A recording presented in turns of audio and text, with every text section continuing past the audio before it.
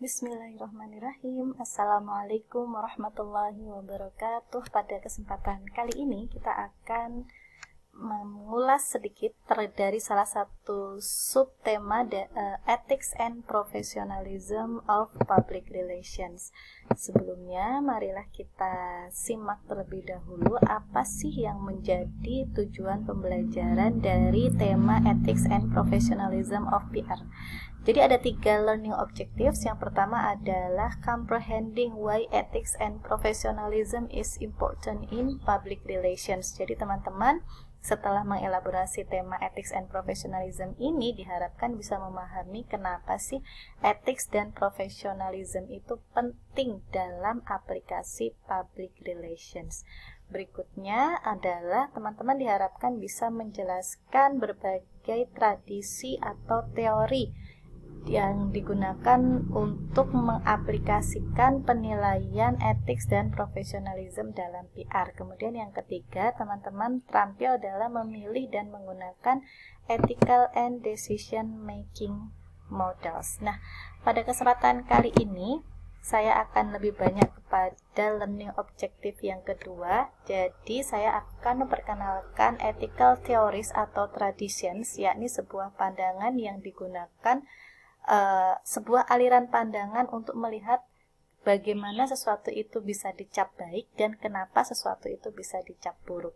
Seenggaknya ada 6 tradisi, ethical traditions yang atau aliran. Kalau teman-teman bisa melihat di layar itu kan ada kata-kata ism ya, cognitivism. Jadi berarti pandangan, aliran begitu.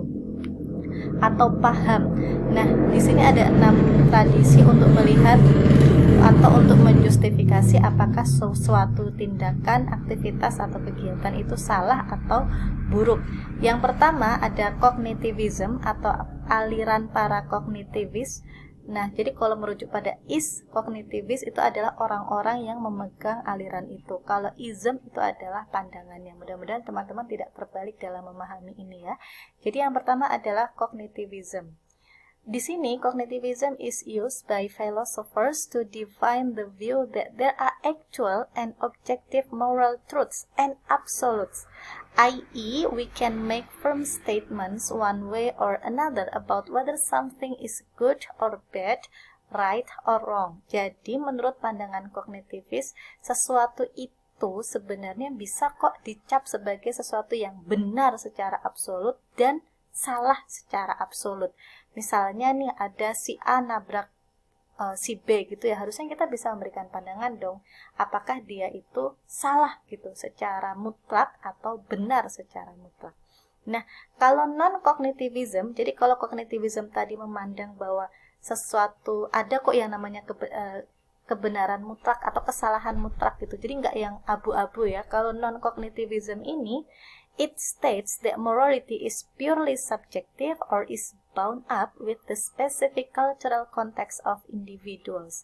Non-cognitivists say that there are no moral absolutes, only beliefs, attitudes, and opinions. Jadi bertentangan dengan cognitivism, kalau non-cognitivism ini justru berpandangan bahwa kebenaran absolut atau kesalahan absolut itu tidak ada, karena sangat tergantung dengan konteks budaya atau individu yang sangat spesifik. Jadi boleh jadi kalau budayanya berbeda, maka individu-individu di situ akan memandang sesuatu itu sebagai benar, sementara dalam konteks kebudayaan yang lain akan dipandang sebagai suatu kesalahan.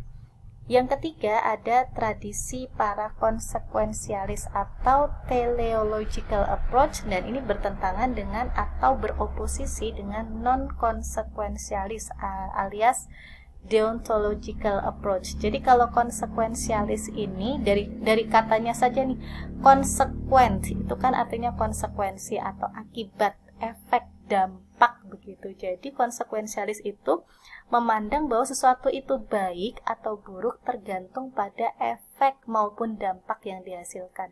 Kalau efeknya bagus berarti sesuatu itu bagus. Kalau dampaknya buruk berarti sesuatu itu buruk.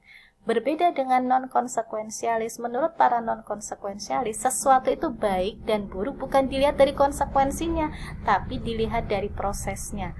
Jadi bagaimanapun efeknya, kalau sudah sesuai dengan proses yang digariskan berarti sesuatu itu baik. Tapi kalau menyeleweng dari sesuatu yang sudah ditetapkan berarti sesuatu itu buruk. Nah, yang kelima ada virtue ethics dan yang keenam adalah situational ethics. Jadi kalau virtue itu mungkin cenderung untuk disebut sebagai mulia ya. Jadi virtue ethics ini adalah sebuah pandangan yang melihat bahwa sesuatu itu baik atau buruk dapat dijustifikasi dari kemuliaan niatnya. Kalau niatnya adalah untuk sesuatu yang baik, maka itu adalah perbuatan yang baik. Tapi kalau niatnya buruk, maka itu adalah perbuatan yang buruk. Berbeda dengan virtue ethics, itu ada situational ethics. Kalau menurut situational ethics, ini agak sedikit bersisian dengan non-cognitivism ya. Kalau situational ethics itu melihat sesuatu yang baik atau buruk tergantung pada situasinya. Jadi misalnya nih, masih di tempat yang sama, yang menganut budaya yang sama, tapi situasinya mungkin berbeda. Si A mencuri sepotong roti karena dia lapar, itu mungkin itu berbeda justifikasi benar salahnya dengan si A yang mencuri karena mencuri sepotong roti untuk dijual karena dia pengen beli rokok misalnya untuk bisa bergaya di tempat tongkrongannya. Ini contoh. Jadi kalau situational ethics itu benar salah dijustifikasi dari situasi yang melingkupinya. Nah, gimana menurut teman-teman semuanya sebagai seorang akademia muslim? Kayaknya nih teman-teman perlu mengidentifikasi kalau menurut kalian sesuatu itu disebut baik atau buruk berdasarkan apa saja. Oke, kita akan simak pada forum diskusi yang berlangsung. Sampai jumpa pada video pembelajaran berikutnya.